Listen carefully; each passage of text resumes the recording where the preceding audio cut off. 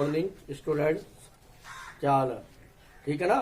तो हमने जो पढ़ा था लैंगिक जनन के बारे में पढ़ा था और लैंगिक जनन हमारा चला था, उसमें कुछ टॉपिक्स रह गए थे।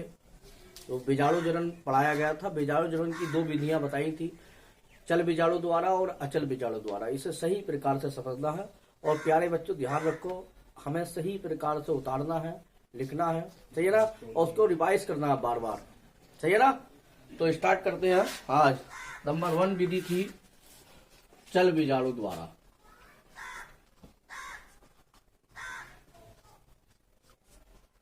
चल बीजाणु द्वारा पहली बात तो ये समझना है कि चल बीजाणु होते क्या है।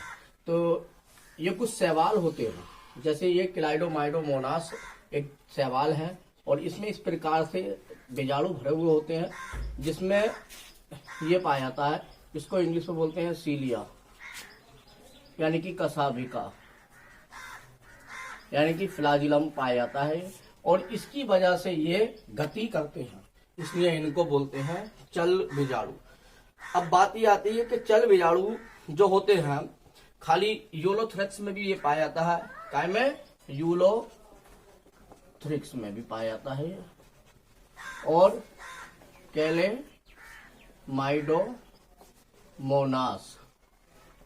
में भी ये पाया जाता है।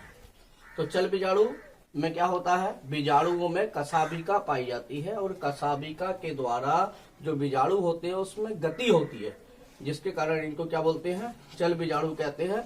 और ये बीजाणु जो है गति करके अनुकूल परिस्थितियों में आने पर इसके बाहर निकल आते हैं और फिर अंकुरित होकर नए जीवों का निर्माण करते हैं।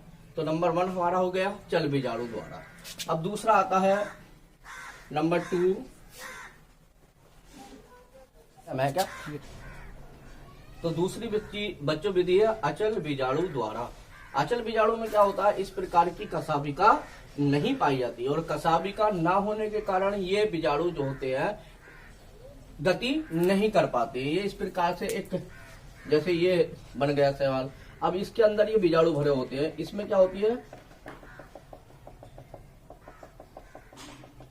कसाभिका नहीं है, इसलिए ये गति नहीं कर पाएंगे और अनुकूल परिस्थिति आने पर ये शिष्ट जो है फट जाएगी और बीजाणु जो है वो बिखर जाएंगे और कहाँ गिरेंगे? आधार पे गिरेंगे, सीधी बात है। और जब आधार पे गिरेंगे तो अनुकूल जब मौसम आएगा, जब ताप मिलेगा, पानी मिलेगा, तो ये क्या हो जाएंगे? अंकुरित हो जाएंगे। सही है भाई। तो ये दो विधि थी, चल बीजाणु द्वारा और अचल बीजाणु द्वारा। किसमें थी ये विधि? बीजाणु जनन के द्वारा। अब बच्चों हम जो करेंगे दूसरी विधि कौन सी है? लैंगिक जनन, यानी कि सेक्सुअल रिप्रोडक्शन। अब सेक्सुअल रिप्रोडक्शन के बारे में बात करेंगे कि सेक्सुअल रिप्रोडक्शन होता क्या है। इसको गौर से समझना है, बेहतर तरीके से आपको समझना है, क्योंकि इससे कई क्वेश्चन आपके फंस जाएंगे इंटर में। पिछली बार भी आए थे क्वेश्चन के इनिशिएशन क्या होता है, सही। इसमें 2-3 क्वेश्चन आएंगे आपके लैंगिक जनन से। इसे हल्के मत लेना, इसको सही प्रकार से आपको लिखना है। लैंगिक जनन क्या होता है? तो लैंगिक जनन में कितने जंतुओं की आवश्यकता होती है? जानते हैं आप, 2 जंतुओं की आवश्यकता होगी। 2 जंतुओं की आवश्यकता हो रही है, इसलिए ये क्या है? लैंगिक जनन है। और जब एक जनक से संतान का निर्माण होता है तो वो अलैंगिक जनन कहलाता है। और जब 2 जंतुओं से जनक का जनन होता है तो वो क्या कहलाता है? अलैंगिक जनन कहलाता है। तो हम बात करेंगे लैंगिक जनन की। अब लैंगिक जनन में कितने जंतुओं की आवश्यकता होती है? 2 जंतुओं की आवश्यकता होती है। तो इसमें 2 ही अंग होते हैं, नर जनन अंग और दूसरा होता है मादा जनन अंग। अब बात यह है कि नर जनन अंग में क्या होता है? तो नर जनन अंग में होता है वृषण, ये मनुष्य की बात कर रहे हैं हम। और मादा जनन अंग में क्या होता है? अंडाशय। और वृषण से किस चीज का निर्माण होता है? तो वृषण से निर्माण होता है शुक्राणु का। किस चीज का? शुक्राणु का। और अंडाशय से क्या का निर्माण होता है भाई? अंडाणु का। सही है। और शुक्राणु जब अंडाणु से मिलता है तो इससे क्या बनता है भाई? इसे क्रिया को कहते हैं निषेचन। क्या बोलते हैं? निषेचन। और निषेचन से बनता है युग्म नज। युग्म नज बनता है और युग्म से क्या बनता है, भ्रूण बनता है, यानी कि एम्ब्रियो बनता है। और भ्रूण से किस चीज का निर्माण होता है, शिशु का निर्माण होता है। तो बच्चों एक बार और समझेंगे, लैंगिक जनन यानी कि सेक्सुअल रिप्रोडक्शन कितने जंतुओं की आवश्यकता होती है, 2 जंतुओं की आवश्यकता होती है। नर जनन अंग 2 जंतुओं की आवश्यकता होती है, और ये 2 प्राणी जो होते हैं अलग अलग लिंग के भी होते हैं। अगर जंतुओं में, बाद में समझाऊंगा आपको, अभी धीरे से यही समझना है। नर जनन अंग में क्या होता है, वृषण होते हैं, और वृषण से क्या बनते हैं, शुक्राणु बनते हैं। मादा जनन अंग से क्या बनता है, अंडाशय, और अंडाशय से किस चीज का निर्माण होता है, अंडाणु का। जब शुक्राणु और अंडाणु मिलते हैं तो इस क्रिया को क्या बोलते हैं, निषेचन कहते हैं, या ये कह सकते हैं नर युग्मक तथा मादा युग्मक के मिलने की क्रिया को निषेचन कहा जाता है। वैसे तो निषेचन भी बच्चों 2 प्रकार का होता है, इंटरनल और एक्सटर्नल। ये भी बाद में पढ़ाई होगी, पहले हमें इसे ही समझना है, इतना ही समझना है। ये भी आपको बहुत ही डीपली पढ़ाया जाएगा, निषेचन क्या होता है बहुत ही ज्यादा डीपली पढ़ाया जाएगा, टेंशन मत लेना बिल्कुल भी। आप जो है कॉपी बनाते रहें बिल्कुल क्लियर रूप से। तो ये समझ में आ गया, निषेचन से क्या बनता है, युग्मज, और युग्मज से क्या बनता है, भ्रूण, और भ्रूण से बनता है शिशु। तो कहने का मतलब ये है, लैंगिक जननांग का में नर जननांग तथा मादा जननांग के मिलने की क्रिया को निषेचन कहते हैं, और निषेचन से संतान का निर्माण होता है। कितने जंतुओं की आवश्यकता होती है, 2 जंतुओं की आवश्यकता होती है, इसलिए इसको लैंगिक जननांग कहते हैं। अब बात यहाँ पर ये आती है कि जंतु 2 प्रकार के होते हैं लैंगिक अंगों के आधार पर। पहला एक लिंगी, दूसरा होता है द्विलिंगी। सही है भाई। अब एक लिंगी कौन से होते हैं, एक लिंगी का मतलब यह होता है नर व मादा जनन अंग अलग अलग प्राणियों में हो।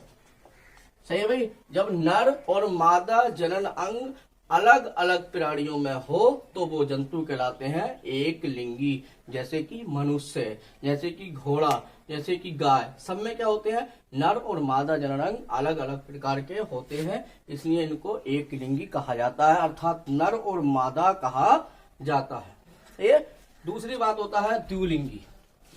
द्विलिंगी का मतलब क्या होता है, जब नर व मादा जनन अंग एक ही प्राणी में पाए जाते हैं। सही भाई। जब नर और मादा जनन अंग एक ही प्राणी में पाए जाते हैं तो वो कहलाते हैं द्विलिंगी। जैसे जोंक, जैसे केचुआ, सही, ये क्या होते हैं भाई, द्विलिंगी कहलाते हैं। और द्विलिंगी को उभयलिंगी भी कहा जाता है। क्या कहा जाता है भाई, उभयलिंगी भी कहा जाता है। तो प्यारे बच्चों आपने ये सीख लिया होगा, इसे उतार देना आराम से। आइए बच्चों अगला टॉपिक पढ़ते हैं, कायिक प्रवर्धन। भी एक बार आपको ऐसे ही समझा रहा हूँ, कायिक प्रवर्धन क्या है। तो ये पौधों में होने वाला एक प्रकार का अलैंगिक जनन है। ठीक है, एक पौधों में एक प्रकार से होने वाला अलैंगिक जनन कायिक प्रवर्धन होता है, यानी कि इसमें भी एक ही पादप संतान का निर्माण करने में सक्षम होती है। तो लिख रहा हूं बेटा, बता लेना, ये पौधों में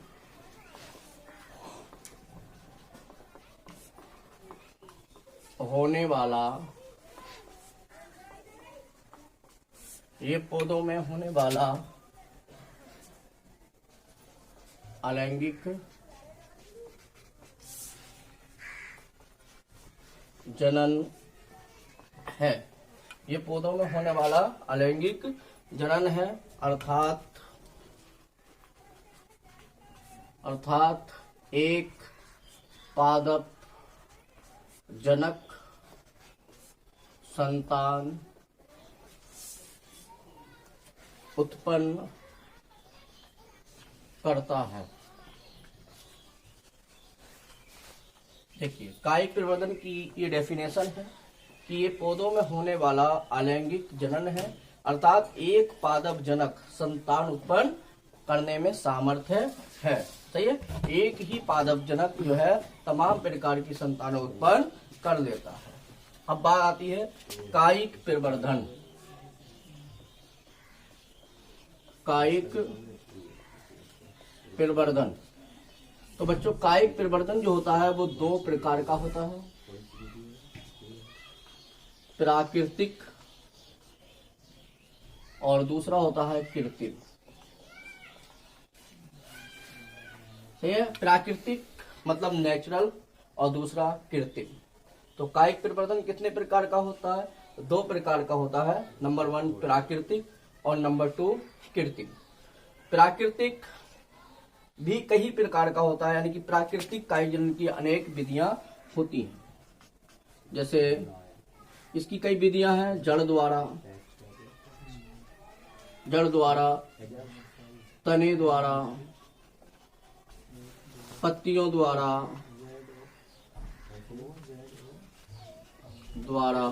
आदि। अब कृत्रिम कायिक जनन की भी अनेक विधियां होती हैं, कलम द्वारा,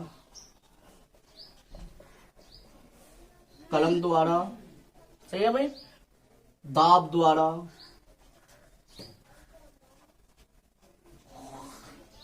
द्वारा, तीसरा होता है रोपण द्वारा।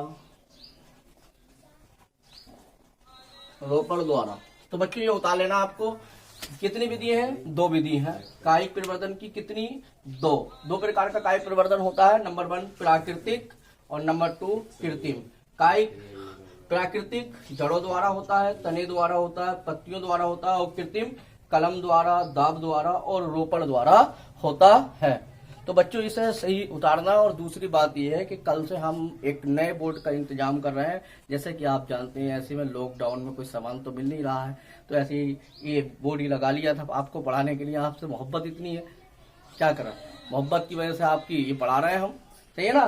तो ये बोर्ड लगा ला था, कल से बड़ा बोर्ड का इंतजाम कर रहे हैं जिसपे डेफिनेशन पूरी आया करेगी लिखने के बाद में, सही है ना। और बड़ा लिखेंगे जिससे आपको आराम से दिख जाए।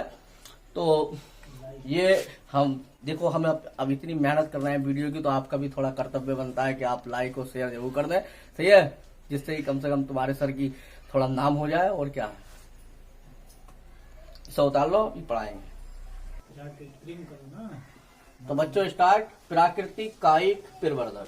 तो कायिक प्रवर्धन मैंने बताया था आपको, जड़ों द्वारा, पत्तियों द्वारा और तने द्वारा होता है, सही है भाई। तो ये किसके द्वारा होता है? ये जड़, तने और पत्तियों के द्वारा होता है। तो नंबर 1 हम समझा रहे हैं आपको, जड़ के द्वारा। अब बच्चों जड़ द्वारा किसमें होता है ये समझना है। तो जड़ द्वारा जैसे कि गाजर किसके द्वारा होता है? जड़ द्वारा, सही है। मूली किसमें होता है? जड़ द्वारा होता है, सही है भाई। तो और डहेलिया में भी किसके द्वारा होता है? जड़ द्वारा होता है। अब बात आती है तने द्वारा। तने द्वारा जो बच्चों होता है किसमें? आलू में। आलू क्या है बेटा? तना, सही है। तो तने द्वारा किसमें होता है? आलू में और शलजम में, सही है। और बता सकते हैं हल्दी, सही है, और प्याज, ये सब क्या होते हैं? तने होते हैं। और इन तनों द्वारा इन पौधों में ये क्रिया होती है। अब तीसरी आती है पत्तियों द्वारा।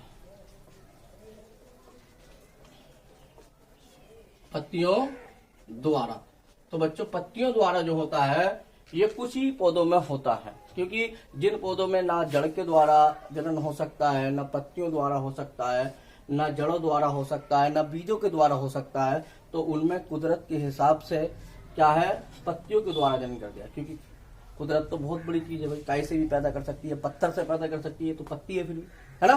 पत्तियों के द्वारा इनमें जनन होता है। तो ये किसमें होता है? अजूबा, सही है। इसका नाम होता है ब्रायोफिलम।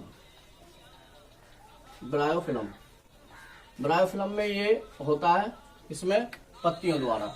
इस प्रकार की पत्तियां होती है, और इन पत्तियों में ये जड़ें निकली होती हैं, और इसमें ये पौधे बने हुए होते हैं हजारों की तादाद में, और ये सब पौधे जो हैं पत्तियों से नीचे गिरते रहते हैं और फिर उगकर नए पौधों का निर्माण करते हैं। तो ये इस प्रकार से ये प्राकृतिक काई प्रवर्धन होता है।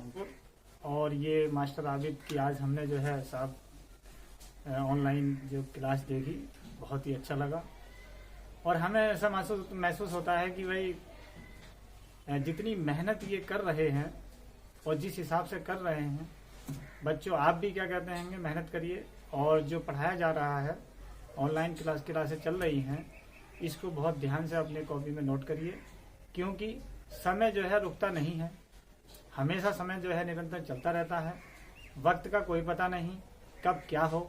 अब देखिए, सोचा भी नहीं था कि ये पोजीशन आ जाएगी, कि आपके सामने होते हुए और फिर भी हम दूर हो जाएंगे। हमारे जो मास्टर आबिद सर हैं वो आपसे इतने दूर हो जाएंगे, आपने सोचा था? कभी नहीं सोचा था। लेकिन समय का विशेष ध्यान रखते हुए, क्योंकि वक्त जो है निरंतर चलता रहता है, और आप इस बात को ध्यान में रखते हुए है परीक्षाएं कब होंगी कब नहीं होंगी, आप इस बात को ये नोट करते रहें। जो पढ़ा रहे हैं आपका कोर्स भी पूरा हो जाएगा और आप बेहतर, आपको शिक्षा मिल रही है। आप अपना जो भी मोबाइल ऐप है और जिस माध्यम से ये पढ़ा रहे हैं उस तरीके को समझें, और ज़्यादा से ज़्यादा आप शेयर करें, और कभी भी मायूस ना हो।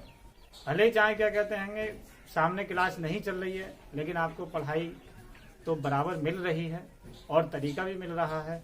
ये निरंतर अपने कर्तव्य का पालन निभा रहे हैं। ये सनराइज इंटर कॉलेज में लेक्चरार हैं। आपको सभी को मेहनत में लगे रहें। Okay, thank you. चलो बच्चों, ये हमारे बड़े भाई साहब से जिनकी आपने बात सुनी। और अब बात करते हैं हम कृत्रिम कायिक जनन की। तो कृत्रिम कायिक जनन अनेक विधियों से होता है। नंबर 1 बच्चों होती है कलम द्वारा। कलम द्वारा बच्चों, तो कलम क्या होता है? जैसे कि किसी पौधे की ये हमने टहनी ली, और वो टहनी वो लेंगे जिसपे कलिकाएं होंगी। अगर कलिका नहीं होगी तो उगी नहीं सकती है, और इसको इस प्रकार से काट दिया जाए। काटने के बाद में इसमें साइटोकाइनिन लगा दिया जाएगा। सही है, साइटोकाइनिन ये हार्मोन होता है बेटा, बाद में पढ़ाएंगे कि हार्मोन क्या चीज है। तो साइटोकाइनिन होता है। साइटोकाइनिन लगने से क्या होता है, इसमें जड़ें निकल आती हैं, और जब जड़ निकल आएंगी तो एक नए पौधे का निर्माण हो जाएगा। तो एक टहनी से हम हजारों की तादाद में पौधे उगा सकते हैं। गुलाब वगैरह, गुलाब में, अंगूर में यही विधि अपनाई जाती है कलम द्वारा। तो बच्चों दूसरी विधि होती है दाब द्वारा। सही है, क्या होती है भाई? दाब द्वारा। अब इसमें क्या होता है, जैसे ये नींबू का पेड़ है मान लीजिए। देखो भाई, बढ़िया डायग्राम नहीं बन सकते, समय कम है, आपको समझाना ज्यादा है, तो डायग्राम तो अच्छे नहीं बन सकते हैं। ये हमारी सबसे निचली टहनी होती है पौधे की, और टहनी को हमने झुका लिया, और झुकाने के बाद में इसे मिट्टी में दबा देंगे, थोड़ा छील देंगे। इसको छीलने से क्या होगा, जो हार्मोन था ये वाला जल्दी निकल आएगा। इसमें से पौधे में निकलता है, पौधों में सारे हार्मोन्स होते हैं, साइटोकाइन है, इंसुलिन है, सारे हार्मोन्स पौधों में होते हैं। और ये सब हार्मोन जो होते हैं ये निकलेंगे, अब ये क्या बन जाएगी, इसमें जड़ें वगैरह निकल आएंगी। ठीक है, ये जड़ें निकल आएंगी। जड़ निकलने से क्या होगा, ये पौधा बन जाएगा। फिर इसको यहाँ से काट दिया। तो बच्चों इसमें कितने पौधों की आवश्यकता हो रही है? एक की तो हो रही है, एक ही जनक की आवश्यकता हो रही है, एक ही पेरेंट्स की तो आवश्यकता हो रही है। इसलिए इनको बोलते हैं कृत्रिम कायिक जनन। और कौन कर रहा है? इंसान कर रहा है, इसलिए ये आर्टिफिशियल है। तो दो विधि हो गई, कलम द्वारा, दाब द्वारा। तीसरा होता है बेटा रोपण द्वारा। तीसरी विधि है हमारी रोपण द्वारा। तो इसमें क्या होता है बेटा, ये पुराना हमारे पास पेड़ है, एक इसकी नस्ल अच्छी है या नहीं है ये पता नहीं, मगर ये हमने ऐसे काट दिया। काटने के बाद में कोई दूसरा पौधा इसमें लगा देंगे। लगाने के बाद में क्या करेंगे, इसको रस्सी वगैरह से भरने के बाद में और इसको बांध देंगे। सही है, कुछ समय तक ये होता रहेगा। उसके बाद में यही एक नई किस्म का पौधा बन जाएगा। इसकी क्वालिटी भी बहुत ही बेहतरीन होगी। तो बच्चों आज के लिए इतना ही काफी है।